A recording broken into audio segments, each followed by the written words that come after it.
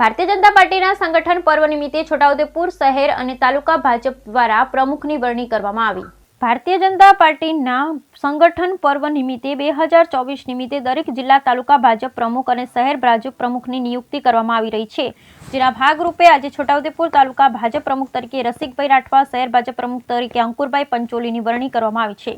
સાથે સાથે છોટાઉદેપુર જિલ્લાના બોડેલી મંડળ પ્રમુખ, વાંટ મંડળ પ્રમુખ, નસવાડી મંડળ પ્રમુખ, સંખેડા અને જેતપુર પાવી તાલુકા મંડળ પ્રમુખની પણ વરણી કરવામાં આવી છે।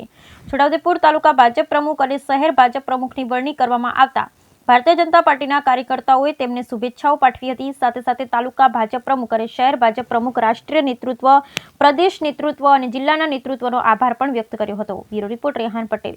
ભારતીય જનતા પાર્ટી સંગઠન પર્વ નિમિત્તે રાષ્ટ્રીય નેતૃત્વ, પ્રદેશ નેતૃત્વ, જિલ્લા નેતૃત્વ જે મને ભારતીય જનતા પાર્ટીના છોટાઉદેપુર તાલુકાના પ્રમુખ તરીકે નિયુક્તિ કરી તે બદલ ખૂબ ખૂબ આભાર વ્યક્ત કરું છું। સાથે સાથે જિલ્લાના સંગઠન પર્વ તરીકે ચૂંટણી અધિકારી એવા જયરામભાઈ ગામિત સાહેબ, એમની સાથે સહ ચૂંટણી અધિકારી તરીકે મેહુલભાઈ પટેલ સાહેબ, તેમજ રાજેશભાઈ પટેલ સાહેબ, તેમજ છોટાઉદેપુર જિલ્લાના છોટાઉદેપુર લોકસભાના સાંસદ શ્રી એવા જસુભાઈ રાઠવા સાહેબ, જિલ્લા પ્રમુખ ઉપેન્દ્રભાઈ રાઠવા સાહેબ, તેમજ ધારાસભ્ય શ્રી રાજેન્દ્રસિંહ રાઠવા સાહેબનો ખૂબ ખૂબ આભાર વ્યક્ત કરું છું।